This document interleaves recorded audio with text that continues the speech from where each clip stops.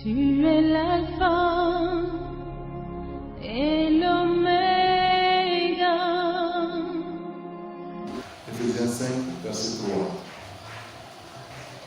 Je lis que l'impudicité, qu'aucune espèce d'impureté et que la cupidité ne sont pas même nommées parmi vous, ainsi qu'il convient à des saints, qu'on n'entende ni paroles déshonnêtes, ni propos insensés, ni plaisanteries, choses qui sont contraires à la bienséance, qu'on entende plutôt des actions de grâce. Car sachez-le bien, aucun impudique ou impur ou cupide, c'est-à-dire idolâtre, n'a d'héritage dans le royaume de Christ et de Dieu. Que personne ne vous séduise par de vains discours, car c'est à cause de ces choses que la colère de Dieu vient sur les fils de la rébellion. N'ayez donc aucune part avec eux. Autrefois, vous étiez ténèbres, et maintenant, vous êtes lumière dans le Seigneur. Marchez comme des enfants de lumière, car le fruit de la lumière consiste en toutes sortes de bonté, de justice et de vérité. Examinez ce qui est agréable au Seigneur, et ne prenez point part aux œuvres infructueuses des ténèbres, mais plutôt condamnez-les. Car il est honteux de dire ce qu'ils font en secret. Mais tout ce qui est condamné est manifesté par la lumière. Car tout ce qui est manifesté est lumière. C'est pour cela qu'il est écrit: réveille-toi, toi qui dors. Réveille-toi d'entre les morts, et Christ éclairera. Amen. Notre Père, notre Dieu, nous te disons merci pour ces moments que nous allons passer en ta présence ce matin. Seigneur, conduis toutes choses et fais-nous du bien à travers ta parole, au nom de Jésus. Amen. Alléluia. Ce matin, le thème sur lequel j'aimerais vous entretenir est le réveil. Le réveil spirituel. Le réveil spirituel. Paul, apôtre de Jésus-Christ, s'identifie lui-même comme étant l'auteur de cette épître. Vous pouvez le lire dans Éphésiens 1, verset 1, Éphésiens 1, verset 1, Éphésiens 3, verset 1, verset 16, Éphésiens 4, verset 1. À qui cette lettre-là est adressée? Cette lettre était adressée aux Éphésiens. Aux Éphésiens. Elle fut probablement transmise par Tichy. Donc c'est Tichy, à Tichy qu'on a remis la lettre pour amener cette lettre-là aux Éphésiens.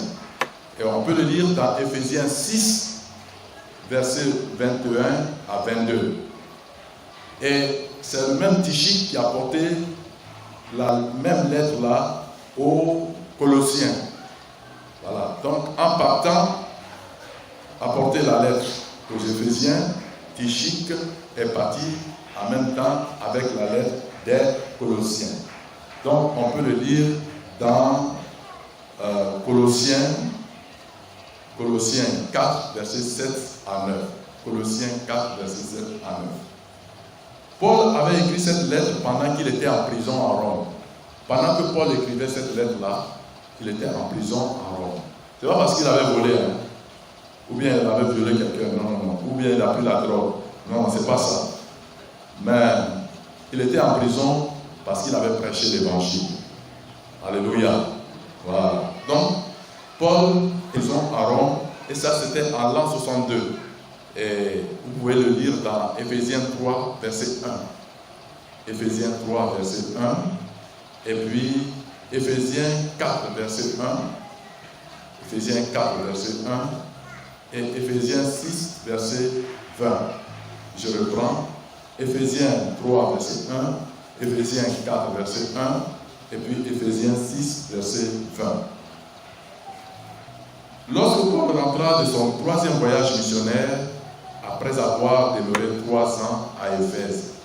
Alors, c'est lors de son 3e voyage missionnaire que Paul a ouvert cette église. Et avant de partir, il a passé 3 ans. Il a passé 3 ans et avant de partir, eh bien, il a donné certaines recommandations aux anciens d'Éphèse. Et parce que dans cette église qu'il a fondée, il y avait de faux docteurs qui étaient à l'extérieur de l'église. C'est-à-dire, ils n'étaient pas dans l'église même, mais ils étaient à l'extérieur de l'église et ils annonçaient un faux évangile, ils enseignaient un faux évangile.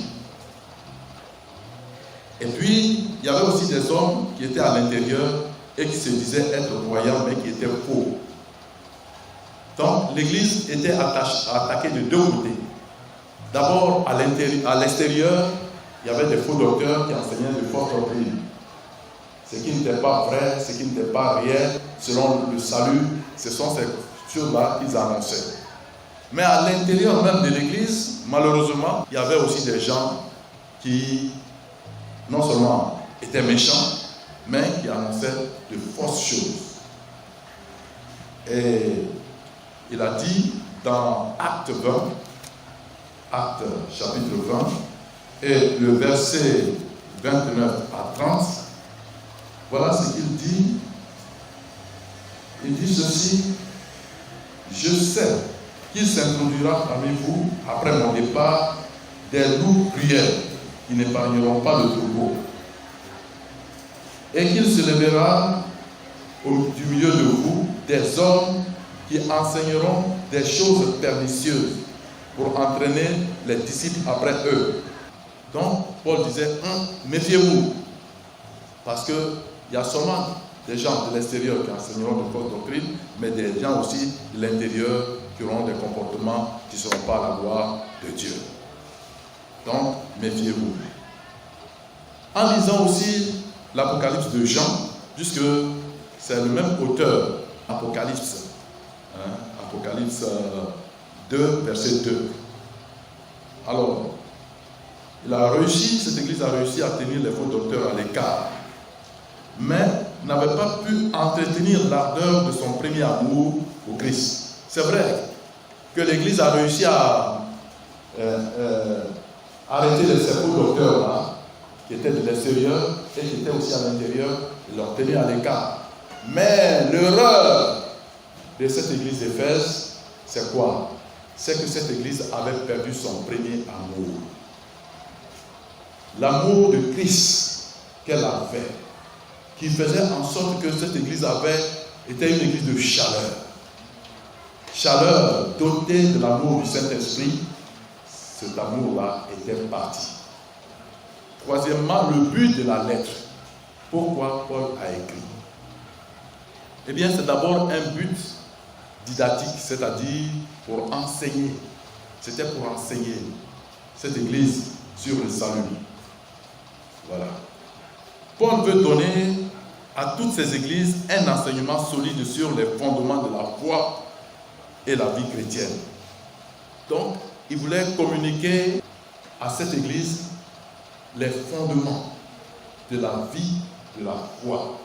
Comment il faut vivre la foi. Comment il faut vivre la foi et vivre aussi la vie chrétienne. C'est ça que Paul voulait enseigner à cette église d'Éphèse. Et vous pouvez le lire dans Colossiens 2, versets 1 à 2. Sachant que ces églises-là, ou cette église-là, ou ces églises sont menacées. Parce que cette lettre était aussi une lettre circulaire. On dit l'église, elle a adressée à l'église d'Éphèse parce que Éphèse était la grande zone, en quelque sorte. Mais c'était une lettre circulaire. Vous le direz dans Acte 20, verset 29. La seconde raison était une exhortation à l'unité. Une exhortation à l'unité entre les actions composantes de l'Église. Donc, il y avait les anciens juifs et puis il y avait aussi les anciens païens. Et tout cela composait l'Église. Donc, il fallait que Paul non seulement enseigne le fondement de la foi par rapport à cela, mais qu'il exhorte ces deux entités-là ont une unité parfaite en Christ. Alléluia. Je vais en profiter pour dire tout simplement que nous sommes issus de différents lieux. Nous avons reçu plusieurs sortes d'éducation. Il y a des bétés, il y a des baoulés, il y a des atiers, il y a des bourreaux. Chacun est là avec la culture de l'appartenance ethnique. Mais ce qui doit nous régler, ce qui doit nous mettre ensemble, c'est la parole de Dieu. Qu'est-ce que la parole de Dieu dit de faire? Comment on doit se comporter? C'est vrai, je ne dis pas que nos cultures sont mauvaises. Forcément, non. Il y a ce qu'on doit prendre qui est bien. Mais qu'on ne laisse pas ça nous gouverner et puis faire en sorte qu'il y ait des scissions au milieu de nous. Ça ne doit pas être comme ça. Alléluia. Alléluia. Qui est d'accord avec ça? Voilà. Donc, frères, tenons-nous à la parole de Dieu. C'est ce que Paul voulait amener les anciens juifs et les anciens païens à apprendre dans tout ce qui est dit. Et vous pouvez lire cela dans Éphésiens 1, verset 10. Éphésiens 1, verset 10, le verset 12 et le verset 13. Éphésiens 1, 10, 12 et 13. Et dans Éphésiens 2, verset 2 à 3, Éphésiens 2, verset 2 à 3, le verset 11 à 16, vous sautez le verset 11 à 16, vous lisez ces versets-là, et puis le verset 18, puis le verset 18. Alors, il encourage une vie chrétienne pratique et énumère les péchés pouvant mettre l'unité en péril en créant entre les membres d'une même église des sentiments de gêne. C'est-à-dire, après cela, pour la partie pratique, il va nommer certains comportements qui ne seront pas bien et qui vont faire naître des sentiments de gêne. Parce que c'est en énumérant ces péchés dangereux que Paul sonne la cloche au verset 14 d'Éphésiens, Éphésiens 5. Il dit ceci: c'est pour cela qu'il est écrit ou qu'il est dit, réveille-toi, toi qui dors, relève-toi d'entre les morts et Christ t'éclairera. Voilà donc le contexte dans lequel ce verset est tiré. Maintenant que nous connaissons le contexte dans lequel il est dit réveille-toi, où nous avons tiré notre thème, nous allons maintenant continuer. Pour vous dire, nous allons traiter donc le thème le réveil spirituel.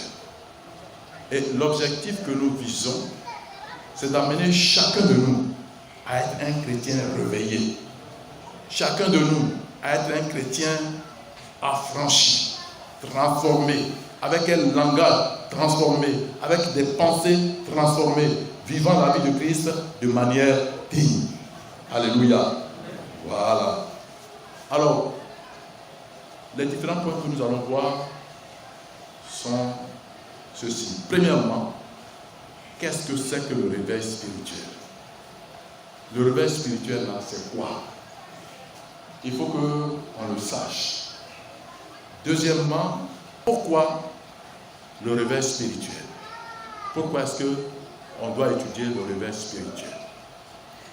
Et troisièmement, comment vivre le réveil spirituel? Comment est-ce qu'on vit ce réveil spirituel? Et quatrièmement, où vivre le réveil spirituel? Où vivre le réveil spirituel? Cinquièmement, qui doit vivre le réveil spirituel? Qui doit vivre le réveil spirituel? Et le point, quand vivre le réveil spirituel? Alors, qu'est-ce que le réveil spirituel? Le premier point ce matin. Qu'est-ce que le réveil spirituel? Beaucoup d'églises parlent de réveil spirituel dès qu'elles vivent quelques cultes excitants, des cultes où il y a de la chaleur, etc. Voilà. Mais le réveil spirituel est bien plus que cela. Le réveil spirituel est bien plus que cela. D'abord, voyons ce que le grand A, sur ce point-là, voyons ce que le réveil spirituel n'est pas. Pour qu'on puisse faire la différence. Bien, le réveil spirituel n'est pas forcément la manifestation des miracles. Voilà. Le réveil spirituel n'est pas forcément la manifestation des miracles. Je prends 1 Corinthiens chapitre 1, versets 4 à 11. Et je lis. Dit, je rends grâce à mon Dieu de continuelle action de grâce à votre sujet pour la grâce de Dieu qui vous a été accordée en Jésus-Christ. Car en lui vous avez été comblés de toutes sortes ou de toutes les richesses qui concernent la parole et la connaissance. Le témoignage de Christ ayant été solidement établi parmi vous, de sorte qu'il ne vous manque aucun don dans l'attente où vous êtes de la manifestation de notre Seigneur Jésus-Christ. Et puis, il vous affermira aussi jusqu'à la fin, pour que vous soyez irréprochables au jour de notre Seigneur Jésus. Dieu est fidèle, lui qui vous a appelé à la communion de son Fils, Jésus-Christ, notre Seigneur. Je vous exhorte, frères, par le nom de notre Seigneur Jésus-Christ, à tenir tous un même langage et à ne point avoir de division parmi vous, mais à être parfaitement unis dans un même esprit et dans un même sentiment. Car, mes frères, j'ai appris à votre sujet par les gens de Chloé qu'il y a des disputes au milieu de vous. Voyez une église de Corinthe où ils ont reçu l'enseignement dont ils avaient besoin, de sorte qu'il ne vous manque aucun don. Donc, au verset 7, il leur manquait aucun don. Ça veut dire qu'ils avaient les 9 dons. C'était une église bénie, n'est-ce pas? Ah. Mais malgré cela, cette église n'était pas réveillée. Elle n'était pas réveillée parce qu'à son sein, il y avait des divisions. Moi, je suis de Paul. Moi, je suis de Céphas. Moi, je suis d'Apollos, etc. Est-ce que si ils étaient réveillés, est-ce que ces choses allaient se passer au milieu d'eux? Non. Mais s'il y a ces choses-là, ça veut dire que c'est une église qui dort. Bien qu'elle ait la connaissance et qu'elle ne leur manque aucun don, l'église n'était pas réveillée. Donc le réveil n'est pas seulement la connaissance et la manifestation des dons spirituels, mais il faut une vie pratique.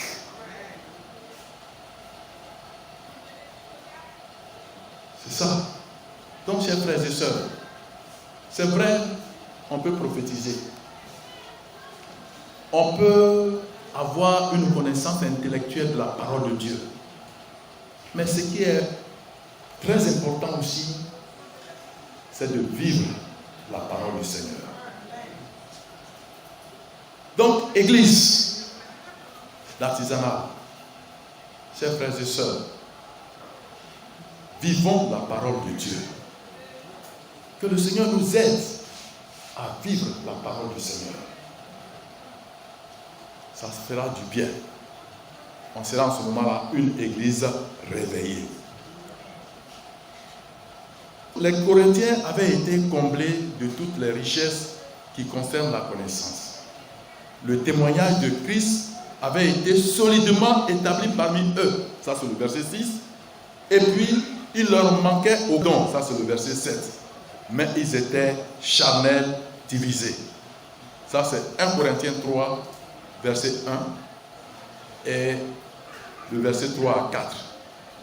Et puis, dans 1 Corinthiens 5, verset 1 à 2, il y avait l'inceste dans l'église, au point que quelqu'un avait la femme de son père.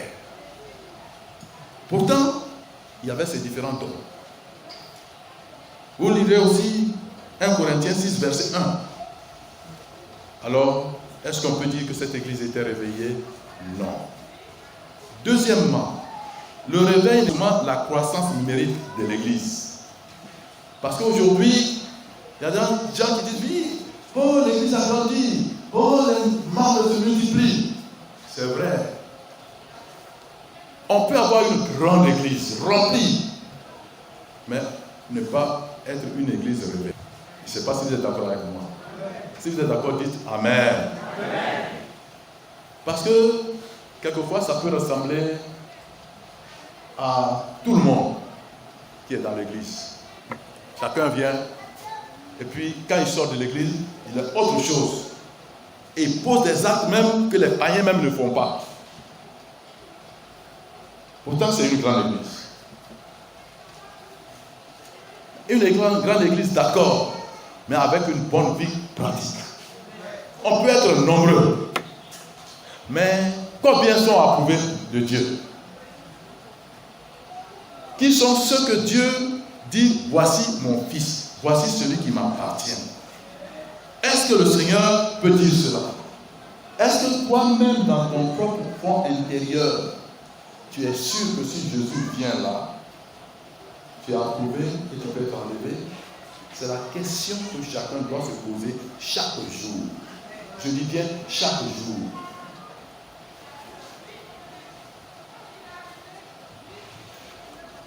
Il ne suffit pas de regarder seulement les autres. Non, non, non. Toi-même, rentre en toi-même. Parce que le réveil là, il commence par moi. Ce n'est pas d'abord par les autres, c'est par moi-même que le réveil doit commencer. Parce que c'est le feu qui allume le feu. Donc mon frère, ma soeur, quelquefois dans cette église, on est là, on dit, il n'y a pas de réveil chez nous. Il n'y a pas de réveil chez nous. On dort chez nous. Mais si le réveil doit être là, il faut que toi-même tu sois réveillé. Pour allumer, pour être une flamme, allumer ton frère, allumer ta soeur, pour qu'il ait le réveil. Alléluia. Donc les frères, mes soeurs, il faut que je sois réveillé. Il faut que tu sois réveillé. Il faut que nous soyons réveillés. C'est ça. Mais il ne faut pas regarder comme ça. Il faut que tu sois réveillé. Mais toi-même. Il faut que ça commence par toi-même. Il faut que ça commence par nous-mêmes. Nous-mêmes d'abord. Notre foyer ensuite. Et puis l'église. C'est comme ça. C'est comme ça que le réveil part. Qui est d'accord avec ça? Ok. Donc, chacun est responsable devant Dieu. Chacun de nous doit se sentir responsable. Que ce ne soit pas une affaire d'un pasteur, une affaire de quoi? C'est vrai, en tant que pasteur, nous devons être un modèle. Et puis entraîner le peuple.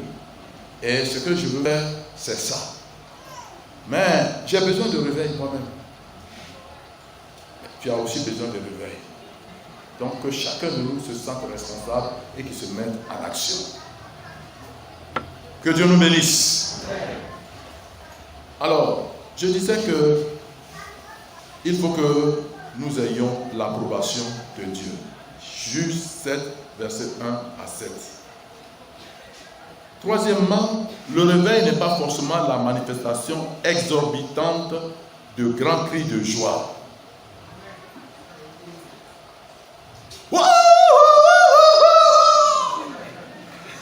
C'est pas ça le réveil. On peut prendre le livre d'un Samuel 4. C'est vrai, l'âge de l'alliance est venu. Ils ont poussé de grands cris. Même les ennemis en ont été effrayés. Mais on verra qu'à la fin, Israël a été battu. Pourquoi? C'est parce qu'il y avait les fils de Samuel, Phiné et Ophni qui étaient là et qui vivaient mal, qui entraînaient le peuple dans le désordre. On peut pousser des grands cris de joie, on peut chanter, on peut sauter, mais si le péché est là, ce n'est pas le réveil.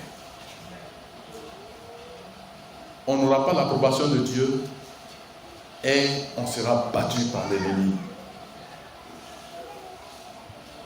C'est-à-dire que les grands cris, les danses, la joie, c'est pas ça qui est forcément le réveil.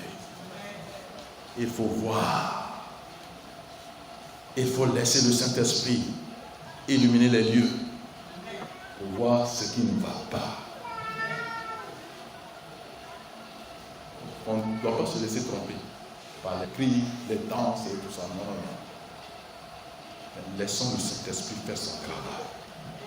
Alléluia. Et ça, c'est important.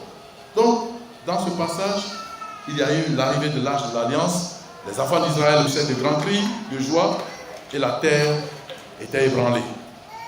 Les Philistins eurent peur. Mais la défaite des enfants d'Israël fut grande ce jour-là parce que l'Éternel n'était pas avec eux. Pour que Dieu soit avec nous, il faut que l'Église soit sanctifiée. Il faut que chacun de nous soit sanctifié. Ça, c'est important. Donc, ici, ce matin-là, c'est la responsabilité de chacun de nous de sanctifier sa vie, de voir si ma vie là, avec Dieu, là, elle est propre, si elle est vraie. Ce n'est pas les hommes qui disent, voilà, comme ça, non, non, non. Mais moi-même, là, je dois dire, Seigneur, quelle est ma vie devant toi? Est-ce que j'ai ton approbation? C'est ça. Il faut que cela se fasse. Si ces aspects-là sont considérés, après, on verra maintenant ce que c'est que le réveil. Donc ce matin, je vais m'arrêter là. Pour que nous examinions nos vies. Nous examinons tous nos actes pour savoir si nous sommes dans le réveil ou si nous ne sommes pas dans le réveil. Parce qu'ici, on sait maintenant ce que le réveil n'est pas. Nous dansons, nous chantons, nous prêchons même. Nous faisons tout. On manifeste certainement certains dons par la langue, guérison, etc. Mais est-ce que nous avons l'approbation de Dieu? Est-ce que tu as l'approbation de Dieu? Que chacun de nous rentre en lui-même ce matin. Et à la lumière de la parole de Dieu et à la lumière du Saint-Esprit, se demande, est-ce que j'ai l'approbation de Dieu? Si tel est le cas, que Dieu bénisse chacun de nous. Amen.